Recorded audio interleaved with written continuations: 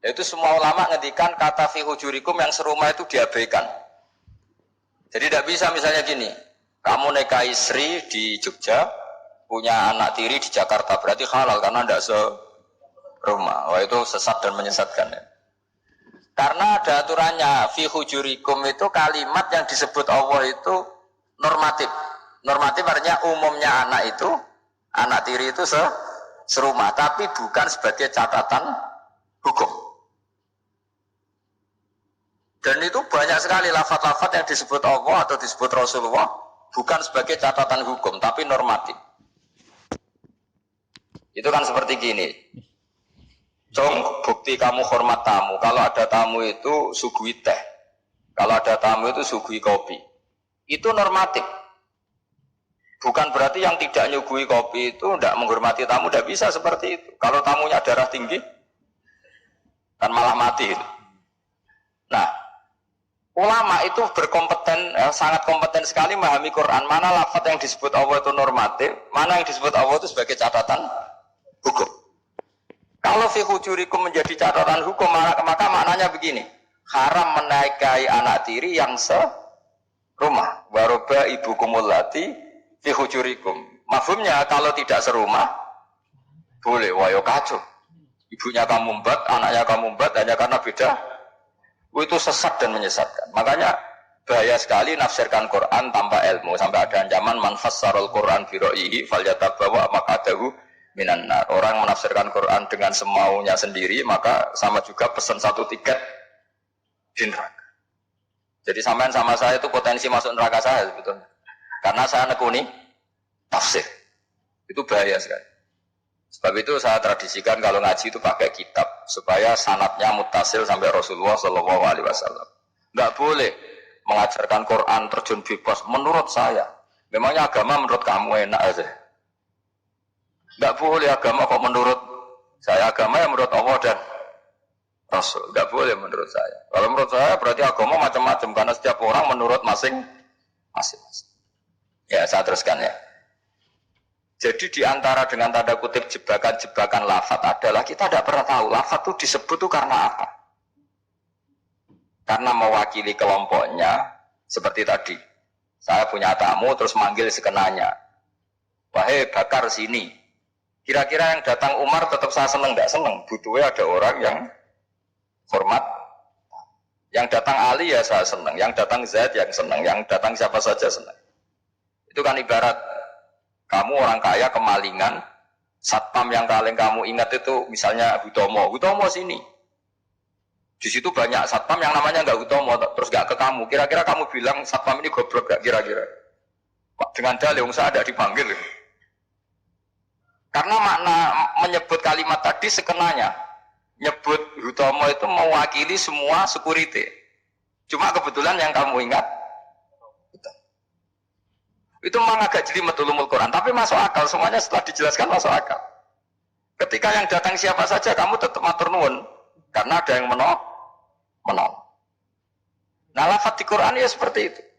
Kadang lafaz itu pengganti sejenis. Nama pengganti misalnya yang masyhur dalam mazhab kita, Rasulullah itu mengeluarkan zakat fitrah so'an min tamrin au so'an min akidin. Rasulullah mengeluarkan zakat fitrah dari kurma. Imam Syafi'i tidak maknani kurma tapi dimaknani kuti ahli baladi, makanan pokok yang sesuai negara masing-masing. Jika kalau orang Jawa ya pakainya beras. Meskipun di hadis disebutkan tamar. Sama seperti Nabi ngendikan gini, tasaddaku walau bisiki tamrotin, sedekahlah meskipun dengan separuh kurma. Kira-kira orang miskin Indonesia kamu kasih separuh kurma itu dianggap ngenyak apa enggak? Ya maksudnya separuh kurma itu kalau kita ya mungkin setengah kilo atau telur setengah kilo. Atau kata separuh secuil itu maknanya kit'ah yasiroh. Saking sedikitnya diistilahkan secuil, tapi bukan berarti cuilan betul. Nah kalau ingin persis hadis tadi ya satu kurma kamu cuil terus kamu kasihkan. Kira-kira dianggap ngenyak apa dianggap sedekah? Nah sama misalnya Rasulullah ngendikan, semoga Allah memberi berkah orang yang ketika 10 Muharram mengusap anak yatim. Itu yang penting usapnya apa sedekahnya. Terus kamu orang yatim kamu kumpulkan, kamu usap semua kepalanya. Itu kira-kira itu dianggap apa coba? Wes medit di dalil gitu. Nah nuruti teks hadis itu ya memang ngusap kepala. Tapi semua sepakat maknanya ngusap itu ibaratun anis syafaqah. Bentuk kasih sayang. Dan kasih sayang itu paling praktis ya ngasih uang atau ngasih sesuatu yang manfaat untuk anak yatim itu. Dan anak ngusap kok. Selok waduh-waduh dibeli orang parade ngusap anak yatim. Nah itu ya termasuk di ulumul Quran diikutkan bab mafhum dan mantuk. Jadi memang susah. Jadi ahli Quran itu susah. Oh ini ya jadi menjadi ahli Quran itu harus seperti ini memang. Makanya sampai ditulis kitab setebel ini dipakai di seluruh dunia termasuk di Al-Azhar, di Palestina, di mana-mana. Ini kita ngaji baru berapa pertemuan aja sampai sudah pusing. Kalau sampai selesai malah tambah pusing. Tapi bagus, barokahnya pusing itu udah gegabah. Udah gegabah mikir. Karena kalimat itu mesti ada batas. Makanya ada kaidah di semua ulama, menurut semua ulama, ada kaidah begini. Fasudur awsa'u minal kutub wal ma'ani awsa'u minal ibarat. Dada ini lebih luas ketimbang yang dicatat. Dan makna itu lebih luas ketimbang redaksi. Karena kalau dalam disiplin ilmu usul fikih itu tak beri bocorannya. Begini, kalau sampean mendefinisikan kata-kata gimana? Gak umumnya orang kampus. Kata-kata adalah apa kata-kata itu? Kalau dalam ilmu usul fikih begini ya. Kata-kata adalah pilihan untuk mengekspresikan kehendak hati. Dan karena kehendak hati itu banyak dan tidak terukur, maka kata-kata ini hanya mewakili sebagiannya. Dari awal sudah disebut mewakili sebagian. Misalnya begini, ketika Rasulullah mewajibkan zakat padi misalnya atau zakat gandum. Pikirannya Imam Syafi'i itu mewakili kata kut, yang wajib zakat itu makanan pokok.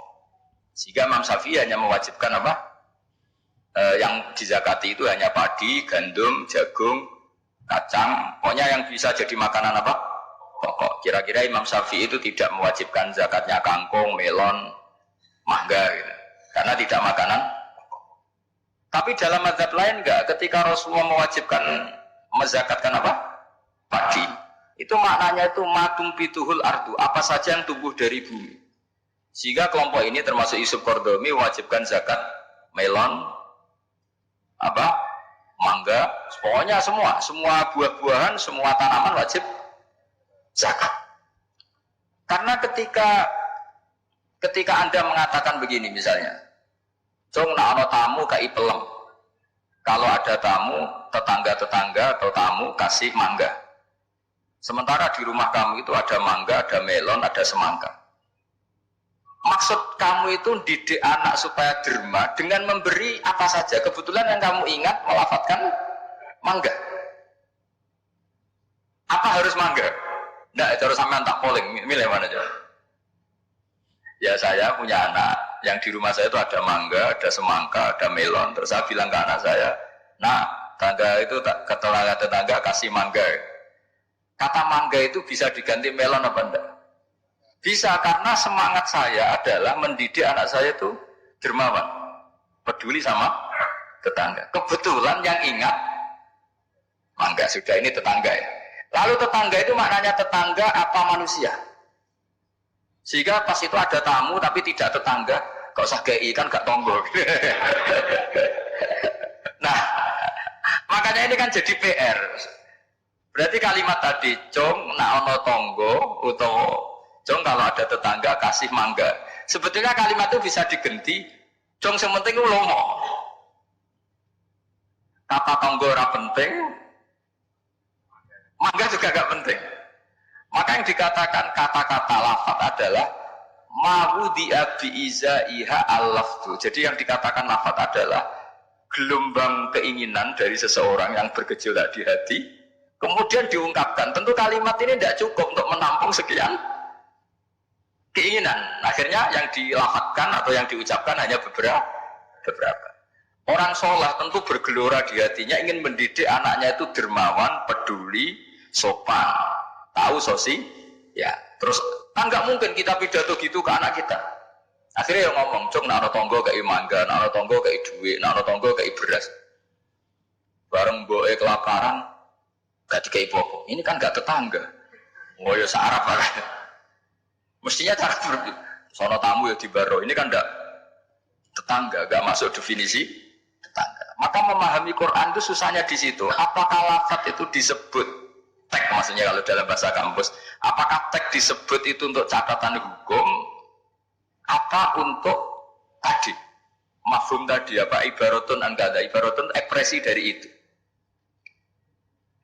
Ya seperti gini, misalnya kamu marah sama istri kamu, dosa kowe nganggo HP ku.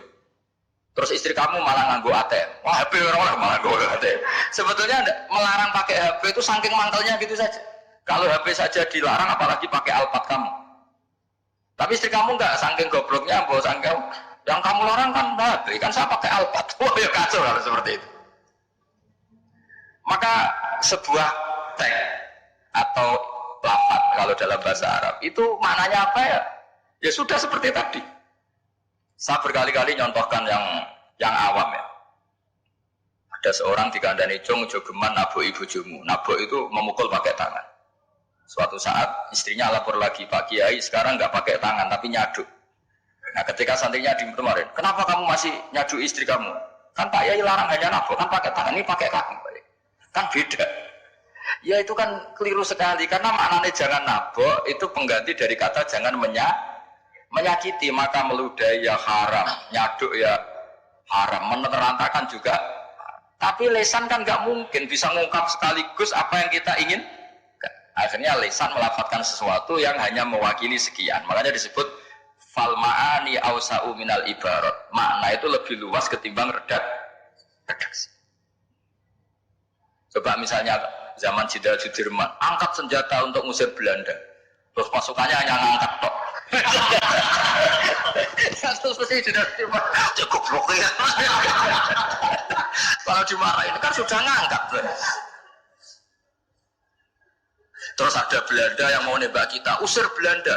Belandanya tidak kamu tembak. Kenapa? Perintahnya kan diusir. Perintahnya kan diusir, bukan ditembak. Kasus gak kira-kira ada pemahaman seperti itu? Tapi lafaz tuh nggak mewakili, kalimatnya angkat senjata, usir penjajah. Padahal maknanya apa coba? Jadi kan